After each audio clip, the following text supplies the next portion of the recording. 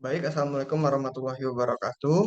Di sini saya akan kembali menjelaskan terkait dengan Financial Accounting Theory dalam buku Skol bab 8, yaitu tentang pendekatan kontrak efisien untuk kegunaan keputusan.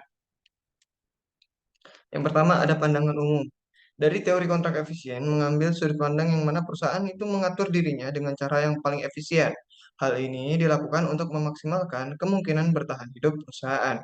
Terdapat banyak cara yang dilakukan di mana beberapa perusahaan lebih terdesentralisasi daripada perusahaan lainnya. Beberapa perusahaan mengadakan kegiatan di dalam perusahaan, beberapa perusahaan membiayai dengan hutang lebih dari yang lain, dan sebagainya. Bentuk paling efisien atas tata kelola perusahaan untuk perusahaan tertentu tergantung dari faktor-faktor seperti lingkungan hidup, lingkungan hukum, dan institusional, teknologinya, dan juga tingkat kompetensi di dalam industrinya. Selanjutnya ada kontrak efisien ini adalah sebuah komponen signifikan dari tata kelola perusahaan. Untuk menguatkan tata kelola perusahaan, kontrak-kontrak ini harus efisien. Mereka harus secara optimal, seimbang antara biaya dan juga manfaat.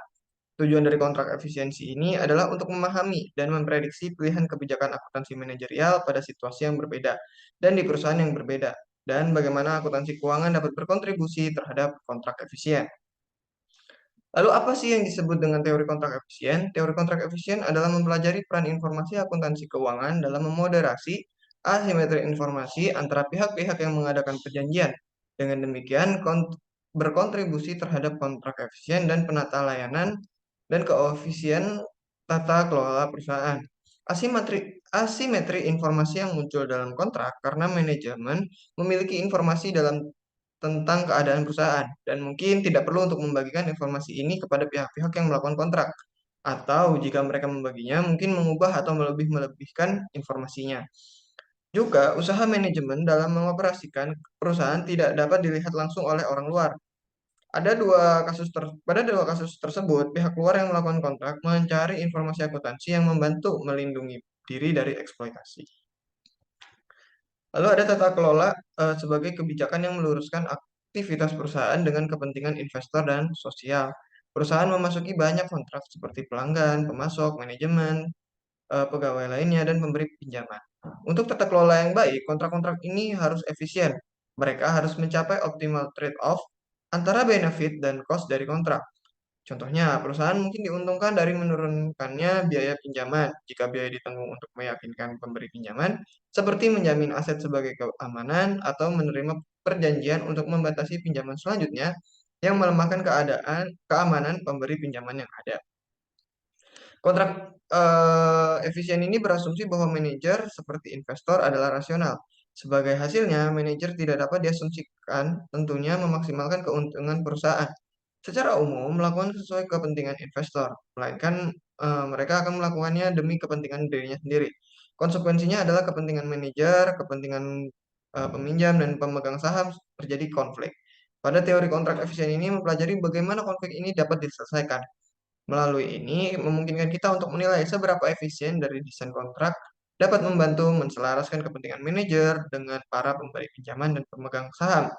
Akhirnya teori kontrak efisien ini percaya pada pasar, menegaskan bahwa idealnya permintaan informasi akuntansi keuangan harus memenuhi tekanan pasar dengan peran dari pengaturan standar yang disediakan oleh prinsip umum yang ada, yang mana praktik akuntansi dapat mengembangkan berdasarkan dengan hukum permintaan dan penawaran. Lalu ada sumber permintaan kontrak efisien atas informasi akuntansi keuangan. Pertama ada pemberi pinjaman. Kontrak hutang adalah sumber keuangan yang penting bagi kebanyakan perusahaan. Ada dua aspek kontrak hutang yang harus diperhatikan.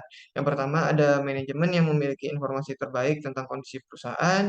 Di sini pemberi pinjaman peduli terhadap asimetri informasi ini karena manajemen mungkin tidak membagikan informasi tersebut kepada mereka. Yang kedua, ada pemberi pinjaman menghadapi asimetri hasil, seperti investor ekuitas, mereka akan kehilangan jika perusahaan berkinerja dengan buruk. Lalu ada pemegang saham. Eksploitasi dikendalikan dengan mendasarkan pada kompensasi manajer pada beberapa ukuran performa manajer, seperti net income. Juga penegasan peran statement keuangan membantu mencegah manajer dari overstating informasi dalamnya selama tahun berjalan yang dapat mengakibatkan harga saham overvaluation oleh pasar. Namun, karena manajer diasumsikan berlaku sesuai dengan kepentingan sendiri dan asimetri informasi, mencegah pemegang saham mengawasi langsung usaha manajer dalam menjalankan perusahaan. Selanjutnya, ada kebijakan akuntansi untuk kontrak efisien itu ada reliabilitas. Mereka meminta financial statement yang reliable, yang melindungi dari kebijakan manajer yang oportunistik, yang menyembunyikan penurunan nilai dan overstate performa perusahaan. Agar reliable, informasi akuntansi untuk kontrak efisien yang berdasarkan pada transaksi pasaran realisasi dan dapat diverifikasi oleh pihak ketiga. Kemudian ada konservatisme. Asimetri hasil juga membuat sebuah permintaan untuk konservatisme bersyarat, yaitu impairment test. Permintaan pemberi pinjaman informasi tentang unrealized loss adalah lebih baik daripada permintaan merekan terkait dengan unrealized gain. Mengingat unrealized gain dipercaya tidak lebih bermanfaat daripada unrealized losses dalam rangka memprediksi kesulitan keuangan. Selanjutnya ada ketegasan kontrak. Cara yang lebih efisien untuk menghadapi perubahan standar akuntansi adalah mengizinkan manajer beberapa fleksibilitas dalam pemilihan kebijakan akuntansi, sehingga dia dapat beradaptasi dengan kondisi yang tidak terduga. Namun, memberi manajemen kebijaksanaan untuk memilih dari seperangkat kebijakan akuntansi membuka peluang perilaku oportunistik. Employee Stock Option atau ESO. Akuntansi memiliki opsi saham yang dikeluarkan bagi manajemen, dan dalam beberapa kasus bagi karyawan-karyawan lainnya memberikan mereka hak untuk membeli saham perusahaan dalam jangka waktu tertentu. Kita menyebut opsi-opsi tersebut sebagai employee stock options.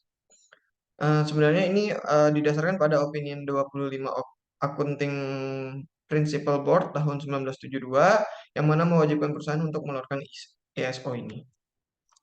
Alasan untuk tidak diwajibkannya pencatatan nilai wajar untuk ISO adalah sulitnya untuk menetapkan nilainya, sehingga muncul rumus Black-Scholes yang berasumsi bahwa opsi dapat diperdagangkan dengan bebas. Hal ini tidak dimungkinkan karena ISO tidak dapat dilaksanakan sampai dengan tanggal penyerahan atau vesting date.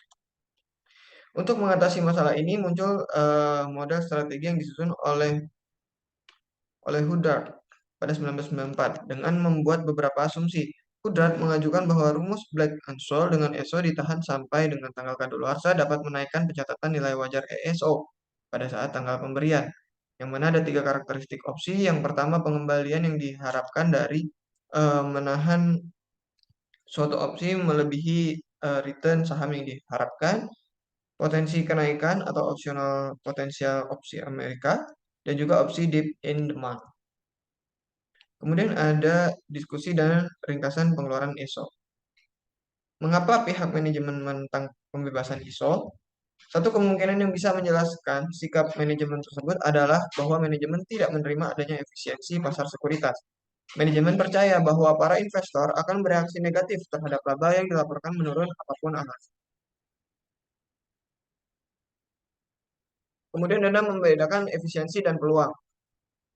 Maiden and Smith mengamati pilihan kebijakan akuntansi untuk mengkonsolidasi perusahaan subsidiari. Pendapatnya bahwa semakin besar interdependensi antara perusahaan induk dengan perusahaan anak, maka akan semakin efisien untuk menyiapkan laporan keuangan konsolidasi. Hope and Thomas melaporkan bahwa di antara perusahaan-perusahaan sampel tersebut yang tidak mengungkapkan laba berdasarkan wilayah geografis setelah berlakunya SFAS 131, total penjualan asingnya meningkat, tapi laba asingnya secara rata-rata menurun jika dibandingkan dengan periode sebelumnya. Sebelum berlakunya SFAS 131 atau jika dibandingkan dengan laba domestik perusahaan yang sama setelah SFAS 131. Maka dapat disimpulkan baik efisien contracting maupun sikap oportunisme dua-duanya ada atau terjadi di dalam dunia akuntansi pada kenyataannya. Ada ringkasan kontrak efisiensi untuk hutang dan pengawasan. Teori efisiensi contracting ini mempelajari tentang peran informasi akuntansi keuangan dalam menjembatani asimetri informasi antara pihak-pihak dalam kontrak. Untuk mencapai kontrak yang efisien, informasi keuangan harus reliable dan konservatif. Implikasi signifikan antara teori affecting contracting adalah kebijakan akuntansi mempunyai konsekuensi-konsekuensi ekonomi.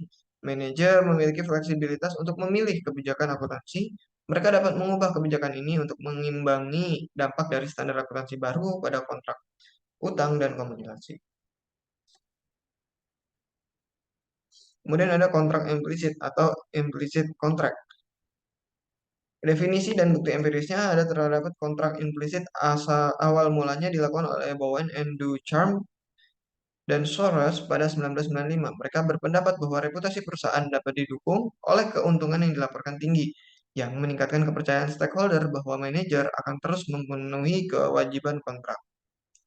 Di sini BDS menemukan bahwa perusahaan dengan tingkat keterlibatan keberlanjutan yang tinggi dengan para pemangku kepentingan lebih cenderung untuk memilih kebijakan FIFO dan amortisasi garis lurus dari perusahaan dengan tingkat yang lebih rendah dari keterlibatan keberlanjutan, konsistensi dengan prediksi mereka. Permainan non-kooperasi periode tunggal. Investor sadar bahwa manajer tidak selalu mengungkapkan semua informasi yang dimilikinya. Teori permainan mengasumsikan setiap pemain memilih strategi tanpa mengetahui pilihan strategi yang lain. Pada teori single person decision theory adalah kekuatan yang tidak memihak dan strategi yang dipilih oleh investor untuk tidak mempengaruhi dari nature. Teori ini diturunkan ketika hasil yang diperoleh oleh lawan atau manajer yang membawa kita ke teori permainan. Investor menginginkan informasi keuangan yang relevan dan dapat diandalkan untuk membantu mereka dalam menilai risiko dan imbalan yang diharapkan dari investasi. Teori permainan ini membantu kita untuk memahami proses memilih kebijakan akuntansi, yang mana membantu untuk memahami mengapa dalam situasi tertentu perusahaan memilih untuk mendistorsi laporan keuangan jika hal ini membantu mereka untuk melakukannya. Teori ini membantu juga untuk menunjukkan bagaimana sulitnya mencoba dan menerapkan kebijakan dan prosedur baru yang menghasilkan keuntungan yang rendah kepada manajemen. Maka ada ringkasan kontrak implisit. Teori permainan non-kooperatif menjelaskan model situasi tentang adanya konflik yang biasa terjadi antara pengguna laporan keuangan. Bahkan model teori permainan sederhana menunjukkan bahwa badan penyusun standar akuntansi yang gagal untuk mempertimbangkan kepentingan semua konstituen yang dipengaruhi oleh pilihan kebijakan akuntansi sedang dalam bahaya untuk membuat rekomendasi kebijakan yang sulit untuk diterapkan. Efisien contracting menimbulkan dua pertanyaan penting untuk conceptual framework. Yang pertama, haruskah kerangka memberikan pengakuan yang lebih besar untuk variability? Yang kedua adalah sejauh mana seharusnya financial statement memberikan sistem peringatan awal untuk memperingatkan debt holders untuk kemungkinan financial distress perusahaan. Penelitian empiris telah melaporkan bukti kontrak efisien dan perilaku oportunistik manajer. Sementara itu penting bagi akuntan untuk menyadari kemungkinan oportunisme manajer. Baik, mungkin itu saja yang dapat saya jelaskan terkait dengan bab 8 ini. Jika ada yang ingin ditanyakan bisa di kolom komentar. Terima kasih. Wassalamualaikum warahmatullahi wabarakatuh.